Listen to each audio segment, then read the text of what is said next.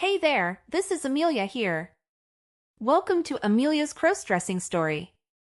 Today we are going to share a story called A Suitable Case for Treatment Part 1 by Bethany. For more interesting and exclusive stories, please subscribe to my channel and support me at Patreon. Shut the fake up, will you? I was annoyed, extremely annoyed. Whatever I said, however I tried to work with the counselor, Pauline seemed to try to undermine me. So I swore. Okay, Christopher, go on, blame me, as if it's all my fault. Go on, again. Again. Again. Quiet, you too. Quiet. We were quiet. I looked across at Pauline. She was simmering, angry, upset. So was I. Dr. Morgan spoke again, in more measured tones this time. Mr. and Mrs. King, I am almost at the end of my tether.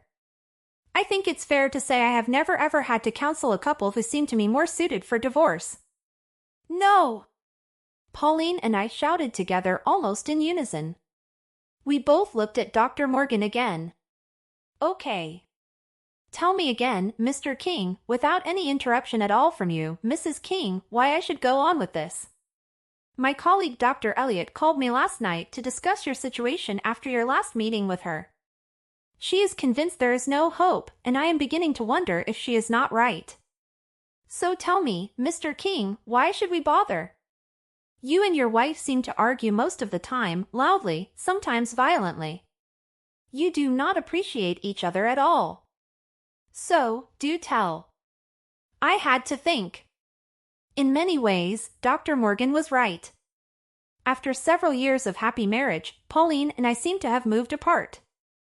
I looked across at Pauline, then at the doctor.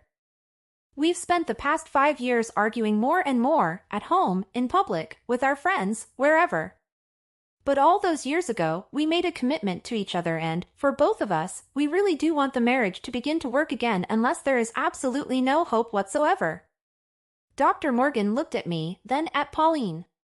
Well, you two, you have to realize that the moment may have come. This is the 4th counseling service you have tried, and it is probably your last chance. After this, there is nowhere to go. And we have tried almost everything, individual sessions, joint sessions with Dr. Elliot and with myself. You always seem to start out cooperatively and end up fighting. I think it may be time for a short separation. Pauline decided it was her turn to speak. We've tried that, doctor. We lived apart for nearly 4 weeks, but to be honest, I missed the great lump. I just had to come back home. Yes, and didn't you see a sight when you came in? I said, grinning. I don't know why, I just said it. A sight. A sight. You would have looked at a sight. I'd walked half a mile in the rain, and you never turned up at the station. Of course I didn't. I couldn't get out of work, could I? Not at that time on a Monday. I shouted. Quiet, you two. Quite. Right. This is it. The end. I have only one suggestion to make. We both sat and looked at him expectantly. He pressed a button on his intercom. Francis, will you ask Dr. Elliot to come in now, please? The other doctor came in and sat next to Dr. Morgan. They both peered intently, very seriously, at the both of us. Finally, Dr. Elliot looked at her partner and just said, yes. Yes, what? Neither of us knew what was really going on. And if we had known what was to come, I am absolutely sure we would both have exploded in sheer disbelief and walked out. But the doctors broke it to us gently. Right then, Mr. and Mrs. King.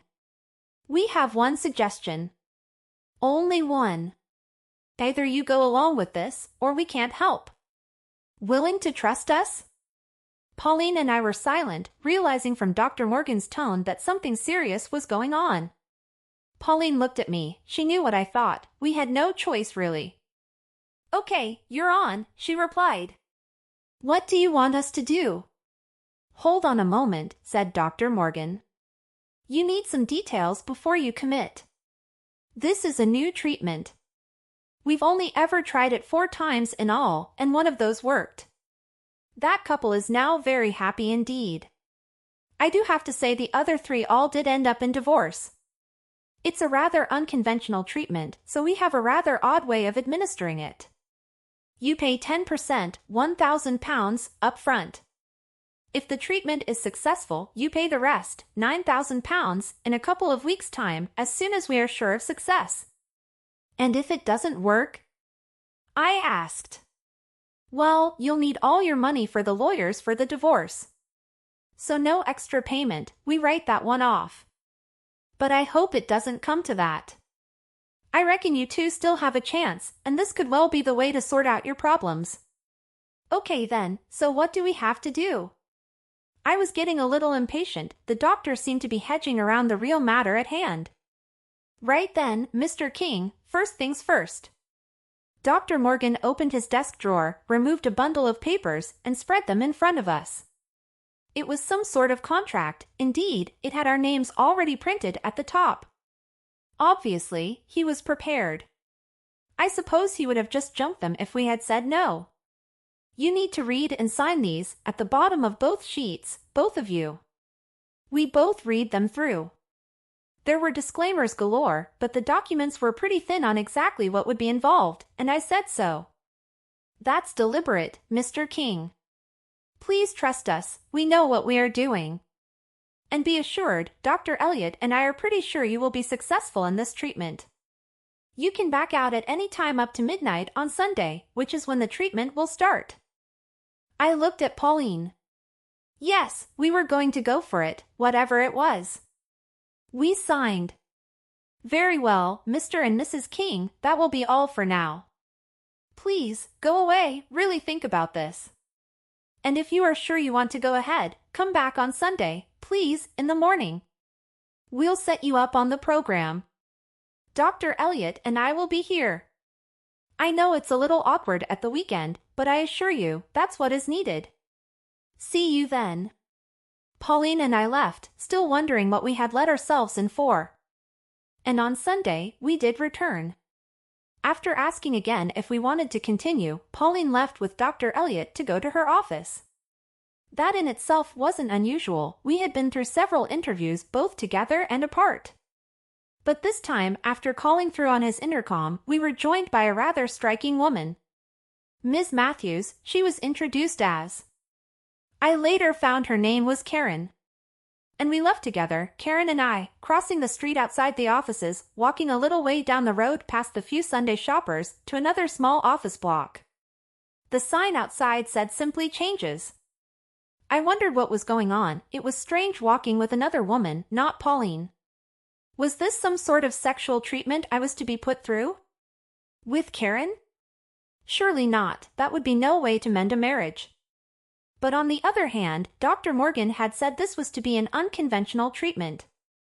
But no, nothing sexual, not in that way at least.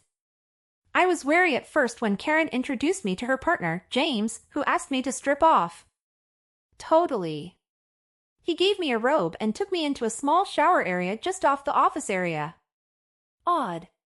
Then he asked me to take a shower and to use a special sort of shampoo, but not on my head, he said, just over my body. Just before I was going to do it, he warned me. There's a depilatory in there, be ready. You haven't got a lot of body hair. This stuff will remove what there is. I looked at him, somewhat amazed. What was going on? Then it clicked. Changes. That's what it meant. The office wasn't an office at all, it was the back room of some sort of shop. I could see clothes hanging up behind the door on a rail in the small room off this office area. Changes. That meant what it said, I was going to change. Karen came in from the next door room, carrying a bra. That's all for now, see you in the next video. Please subscribe my channel and support me at Patreon for exclusive content.